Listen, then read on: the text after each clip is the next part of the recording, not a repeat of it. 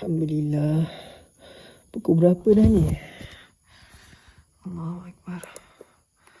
Oh, besarnya jam, ya Allah. Oh, pukul 3 baru. Okey lah.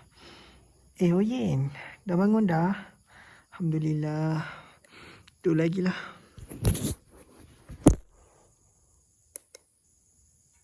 Sunat malam ke sunat tahajud ke istiqarah ke Allah yang bayar. Bila Allah bayar tidak ada yang sedikit. Allah ni ghaniyun 'anil alamin. Allah lebih kaya daripada alam ini. Faham? Buatlah. Okey. Baik. Alhamdulillah.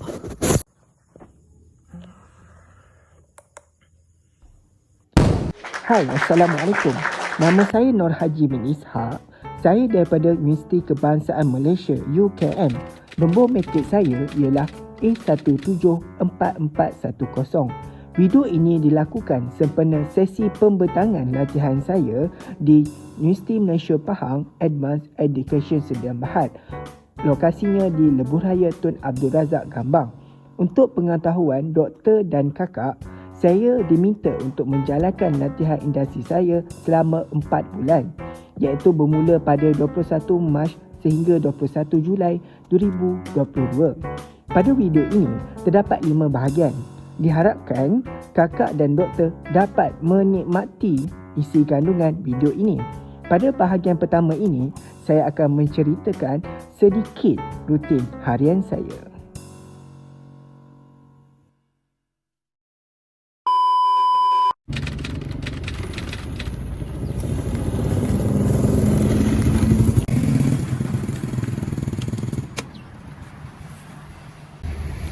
Okay, Alhamdulillah, dia sudah sampai di UMP Advance. Okay. Oh, jam sekarang 7.50 pagi. Masih awal lagi. Tak apalah. Jomlah kita naik dulu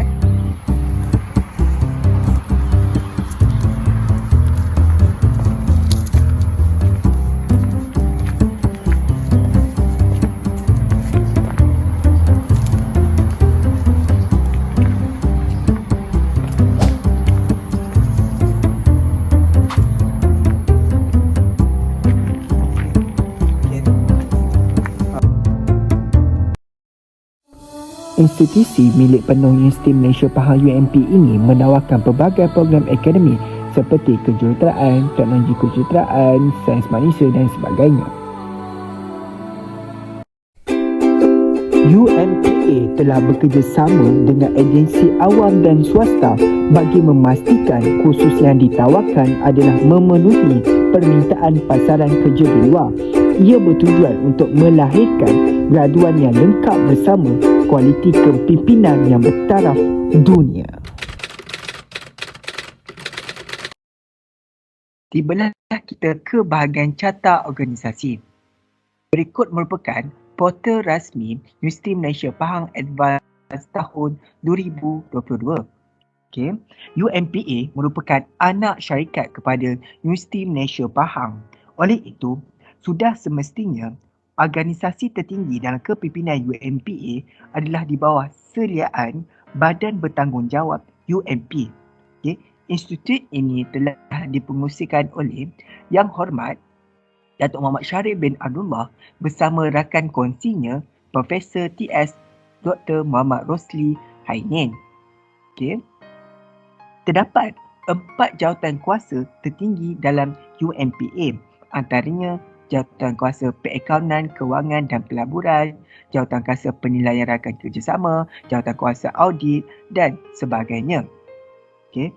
Terdapat 8 jabatan yang menjalankan operasi dan kerja raya di mana ia diketuai oleh Ketua Pegawai Eksekutif. Antaranya Jabatan Pengurusan Profesional dan Pendidikan Fleksibel, Jabatan Pengurusan Korporat dan Sumber Manusia, Jabatan Pembangunan Sosio-Ekonomi, Jabatan Pembangunan Komuniti dan sebagainya. Okay. Berikut merupakan carta organisasi ataupun struktur organisasi terbaru UMP Advance.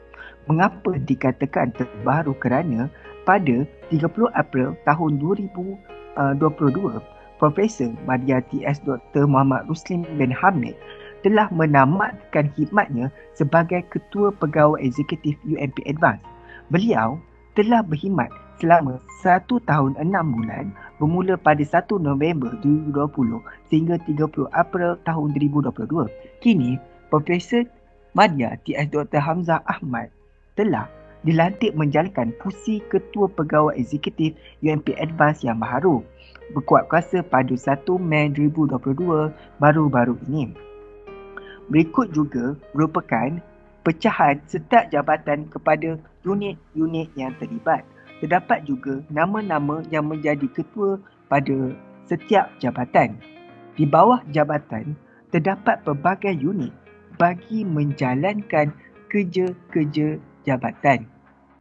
Okay. Itu sahaja untuk bahagian struktur organisasi UMP Advance. Tibalah kita ke bahagian tugasan dan tanggungjawab. Sebenarnya, saya telah ditugaskan pelbagai tugas sepanjang latihan industri saya. Akan tetapi, berikut merupakan 5 tugasan utama saya di Universiti Malaysia Pahang Advance UMPA ini. Tugasan pertama saya ialah RHB-KWSP, di mana saya perlu merekod dan menyenaraikan senarai pelajar yang membuat potongan yuran pengajian mereka melalui akaun KWSP. Kebanyakan pelajar yang berdaftar di UMPA adalah bekerja sambil belajar. Oleh itu, mereka boleh membuat potongan yuran melalui KWSP mereka.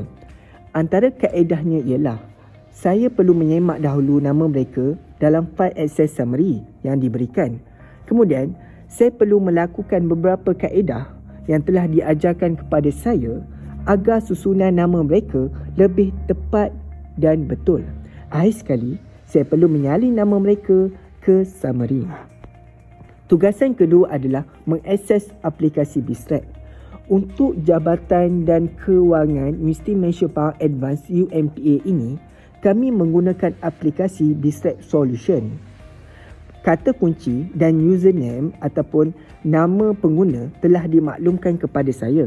Saya perlu menggunakan bahagian sales invoice dan party setup sahaja. Okey, untuk sales invoice, ia adalah untuk merekod invoice pelajar dan print invoice pelajar. Kemudian, untuk party setup pula adalah untuk memasukkan nama pelajar baru dan memeriksa data peribadi pelajar. Okey, tugasan ketiga adalah merekod invoice. Hampir tiap-tiap hari saya akan merekod invoice. Tugasan ini adalah untuk kita mengemaskini modul pengajian terkini serta merekod pembayaran yuran bagi pelajar yang telah menghadiri modul tersebut. Okey, berikut merupakan beberapa kaedah memasukkan nama-nama mereka. Okey, berdasarkan senarai yang telah diberikan, kita mengambil contoh nama Muhammad Fazli bin Jauhari. Okey, kita type nama pelajar itu, kemudian kita pilih tarikh terkini dan mengubah modul mereka. Okey, tugasan keempat adalah saya perlu merekod pelajar cash receipt. Pelajar ini telah membuat bayaran yuran secara tunai. Oleh itu, data pembayaran mereka tiada dalam sistem BISREP. Kita perlu masukkan nama mereka ke dalam sistem tersebut. Okey, tugasan yang kelima adalah memasukkan nama pelajar baru. Pelajar-pelajar ini merupakan pelajar yang baru berdaftar di UMPA pada tahun 2022. Oleh itu, tugasan saya ialah saya perlu memasukkan nama-nama mereka ke dalam sistem. Saya diminta untuk memasukkan data peribadi mereka di bahagian party setup dan mengemaskini modul mereka di sales invoice. Okey, berikut merupakan tugasan yang telah saya lakukan ketika menjalani latihan industri di UMPA. Terdapat banyak lagi tugasan yang saya lakukan seperti membalas email pelajar yang memaklumkan pembayaran yuran mereka, menyusun file-file invoice, menyusun hard copy invoice dan voucher pembayaran, mencari invoice dan lain-lain lagi.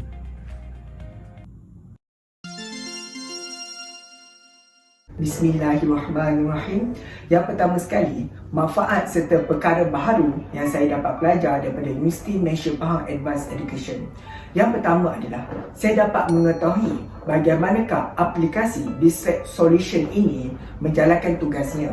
saya dapat mengakses bahagian party setup dan juga sales invoice, di mana bahagian ini cukup penting untuk kita merekod data-data pelajar. Yang kedua adalah saya dapat mempelajari daripada para senior tentang cara ataupun etika pergaulan dan pemakaian apabila kita bekerja di pejabat. Saya juga dapat mempelajari waktu yang tepat untuk kita datang bekerja, waktu berehat dan juga waktu untuk kita pulang ke rumah. Di mana ilmu-ilmu seperti ini amat penting sebelum saya menempuh alam pekerjaan. Yang ketiga adalah saya dapat membezakan antara invoice dan juga voucher pembayaran. Yang ketiga adalah saya dapat mempelajari bagaimana untuk membuat invoice yang betul dan juga saya dapat mempelajari bagaimanakah aset ini berfungsi.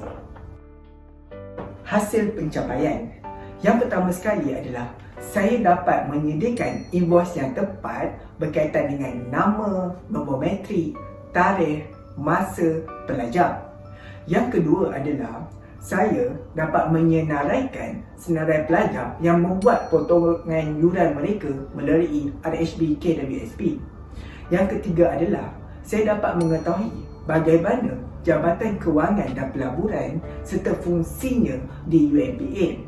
Sebagai contoh, jabatan ini bertanggungjawab dalam menyediakan invoice para pelajar. Yang kedua, mereka juga bertanggungjawab dalam menyediakan pelarasan setiap amount pembayaran. Yang ketiga adalah mereka ini terlibat dalam menentukan amount-amount kerja penyelenggaraan di UMPA seperti menukar tayar kereta dan sebagainya. Refleksi. Pertama sekali, saya berasa bersyukur kerana Allah mentakdirkan saya menjalankan latihan industri di Universiti Malaysia Pahang Advanced Education ini. Ini kerana para senior ataupun pekerja tetap di sini cukup baik dan ramah kepada saya. Mereka tidak lokit dalam menceritakan pengalaman mereka bekerja di syarikat ini. Yang kedua adalah kerja-kerja yang diberikan kepada saya adalah mudah difahami dan tidak susah untuk dilakukan. Yang ketiga adalah saya cukup gembira kerana jarak perjalanan saya daripada rumah kepada syarikat UMPA ini adalah tidak begitu jauh. Jarak perjalanannya ataupun masa perjalanannya adalah lebih kurang 20 hingga 30 minit sahaja. Walaupun begitu, jalannya adalah tidak begitu bahaya dan saya tidak perlu menempuhi jam atau sebagainya.